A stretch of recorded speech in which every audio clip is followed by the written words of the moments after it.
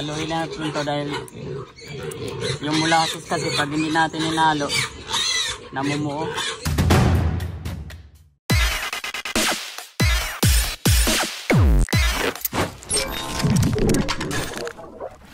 Ang ating mga alagang baboy, ang mga biik. Ayan. So, medyo makalat.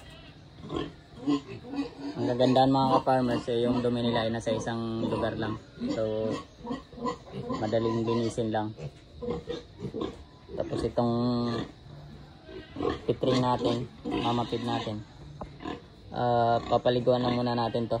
Tapos linisan yung kainan, tapos pakainin natin. Nauna kasi natin pinapakain tong inahin natin mga ka-farmers. Gawa ng attitude to pag nahuli siyang kumain. So okay mga ka-farmers, linisan muna natin. So bago tayo maglinis mga ka-farmers, babad muna tayo ng pagkain nila sa ating mga biik. So 1 kilo ito mga ka-farmers. Lagi kasi tayo nagtitimbang ng pagkain nila para makontrol natin kung mas mabilis tayo mag-adjust. So ganun pa rin ilalagay natin mga ka-farmers. Itong molasses, maglalagay tayo ng molasses sa pagkain nila kasi magandang probiotics kasi itong molasses mga ka-farmers.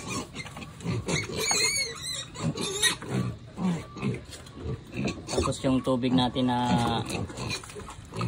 may halong Bitrasin Gold. So yun lang yung ilalagay natin mga ka-farmers. So ayan na. Babad lang muna natin habang maglilinis tayo dito sa loob. So ito yung makikita natin mga ka-farmers. Yung may mga puti-puti na yan. Yun yung sa ihi nila. Pasigtabi po sa mga kumakain dyan. Medyo marumi itong pinapakita natin. Yun yung resulta ng Dictomax mga ka-farmers. So naisasabay niya yung mga parasite na namamatay doon sa loob ng katawan niya. Nasasama niya sa pag-ihi. So yun yung kagandahan sa Dictomax mga ka-farmers. Mas mabilis siyang umepekto. At siguradong wala talagang matitira sa loob ng katawan niya na mga anong klaseng parasites. So okay mga ka-farmers, linisan muna natin dito na makakain na sila. So ready na mga ka-farmers, malinis na yung kainan nila. At nangingi na itong mga alaga natin, nangangagat na. So pakainin na natin mga ka-farmers.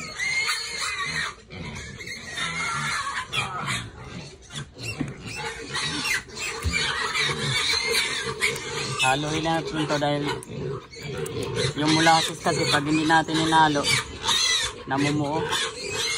Kaya haluin natin. So ganito lang yung pagkain nila mga ka-farmers. Parang tubig lang na basta malabnaw. So mga ka-farmers,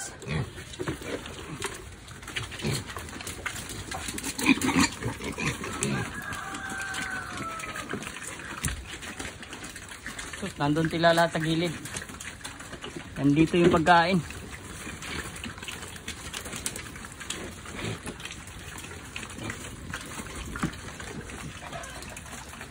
Nandun sila nagsisiksikan. Nandito sa kabila, luwag oh. Yung maliit natin mga ka-farmers, so talagang yun, dinadapaan na nyo oh.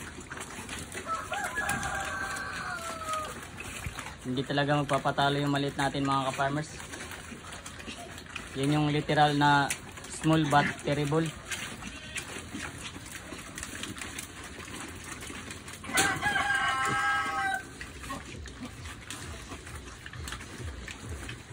Bali, inunti-unti lang muna natin mga ka-farmers. Hindi muna natin binuhos lahat.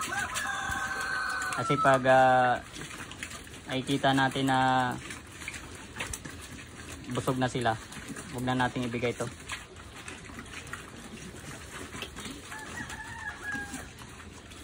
Pero ay, yung maliit natin nagkatumba-tumba na siya dun, oh.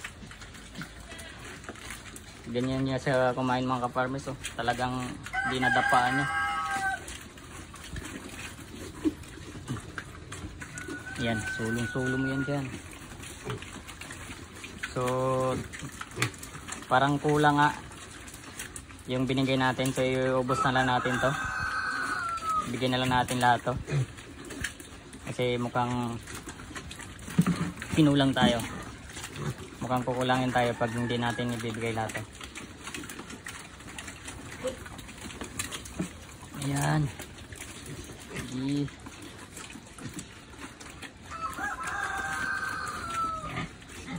So mas mainam na nasanay sila ng ganitong wheat feeding mga ka-farmers. Kasi pag lumaki na sila, lalo sa grower stage nila, pwede na tayo magpakain ng maraming tubig nun. Ihalo natin sa feeds na maraming tubig. So yung 1 kilo mga ka-farmers, definitely kayang-kaya nilang ubusin. Pero ganun pa rin mga ka-farmers, monitor pa rin natin yung dumi nila. Pag medyo di na normal, bawas tayo ulit. So ubos talaga, 1 kilo. Bali tinaktak na natin.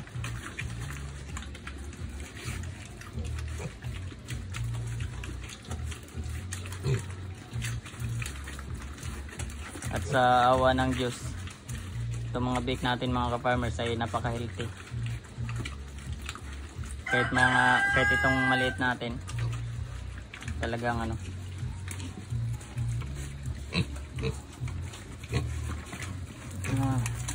Yan. Natuto na silang kumain dito. Ayan. Ayan. Huwag nating sanayin mga ka-farmers. So ayan. Yung 1 kilo natin mga ka-farmers naubos. So continue tayo sa 1 kilo, which is 3 kilos a day, 1 kilo per servings. So all goods mga ka-farmers. I think yung 1 kilo is enough para sa kanila mga ka-farmers, kasi hindi ganun kalaki yung mga tiyan nila. Tama lang. At pag nasimot nila yan, titigil na yan mga yan. So papasimot na lang natin yan para malilibang din sila. Yung isa sa pinakamalaki natin mga ka-farmers, so talagang ano, yung balikat pa lang, oh. Tingin ko yan ang gawin natin inahin mga ka-farmers. Chinik ko yung tits niyan kahapon, talagang 14 piraso buhay na buhay. So ayan, simot mga ka-farmers. At itong pausok natin parang buhay pa yata. Ba't parang umuusok pa? Buhay pa nga, nagbabaga pa. So tanggalin natin. So magdamag pala talaga siya. Mainit pa nga, oh.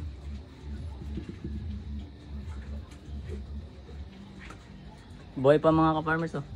Umusok pa. So magdamag yung pausok natin. Goods na goods.